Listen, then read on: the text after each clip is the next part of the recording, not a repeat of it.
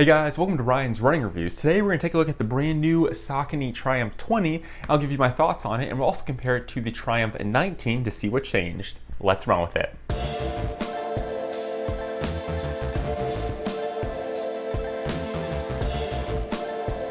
Before we get started, I do want to say these shoes were provided to me by Roadrunner Sports. However, I didn't have a chance to preview this video, and this file synopsis is my own. I'd also like to say please leave a like on the video and consider subscribing. Here we go. The Saucony Triumph 20 is a max cushion neutral road running shoe that fits firmly into the daily training category, meant to handle a wide variety of runs and just tackle a ton of miles. It got a complete redesign this year, offering a different experience compared to the Triumph 19. We'll get into all of that later, but I really do like this update, and I think they're moving in the correct direction. As far as the stats go, I'll bring in the 19 so we can compare it to the 20. Stack height got an improvement. We go up 4.5 millimeters. The 20 has 37 millimeters in the heel, 27 in the forefoot for a new updated 10 millimeter drop. Now, if we compare that to the 19, you get 32.5 in the heel, 24.5 in the forefoot for an 8 millimeter drop. So we go up in stack height, and we do gain 2 millimeters with regard to drop, with the 20 now featuring a 10 millimeter drop and the 19 having that classic Saucony 8 millimeter drop. We do come down about half an ounce in weight.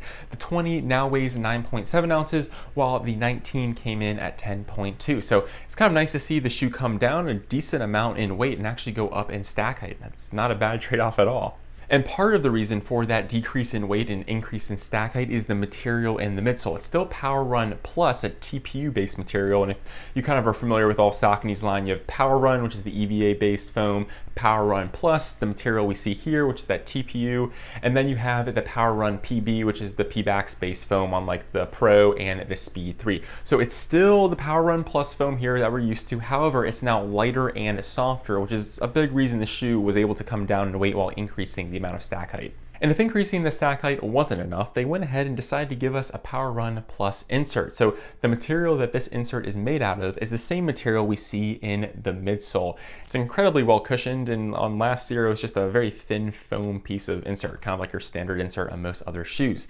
Saucony has also done this on the Ride and the Guide, and it's kind of funny to see it here because it's just PWRRUN Plus on top of more PWRRUN Plus. It's not something I felt like I truly noticed, but I guess it's a welcome surprise. More cushion for the pushin', as they say.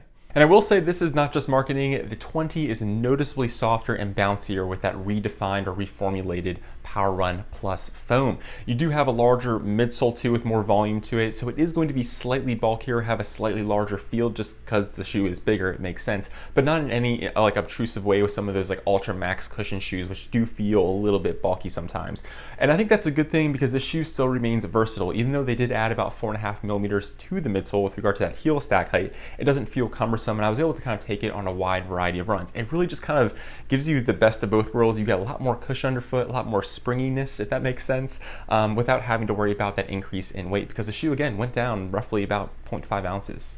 And even though they did beef up the midsole, it still remains relatively flexible. It's pretty easy to move around. It's not a very strict or rigid shoe like we see with some like the EVA foam midsoles. So overall, it's quite enjoyable to run in. I'm actually happy with the thicker midsole just because it feels softer and so pleasant to run in. It's probably, I'd say, one of my new favorite max cushion shoes. I don't know if this fits into like the ultra max cushion like we see with some of like the super thick shoes, but as far as like traditional daily trainers with a max cushion setup, this might be one of my favorite experiences just because of that new reformulated PWRRUN Plus foam.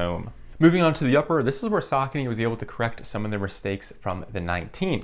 The 19 was an incredibly popular shoe. I think it performed well. I quite liked it. However, I wasn't a huge fan of the lockdown with the upper. The lacing was a little bit too elastic, and the upper just didn't have as much structure as I would have liked to get a perfect lock and fit.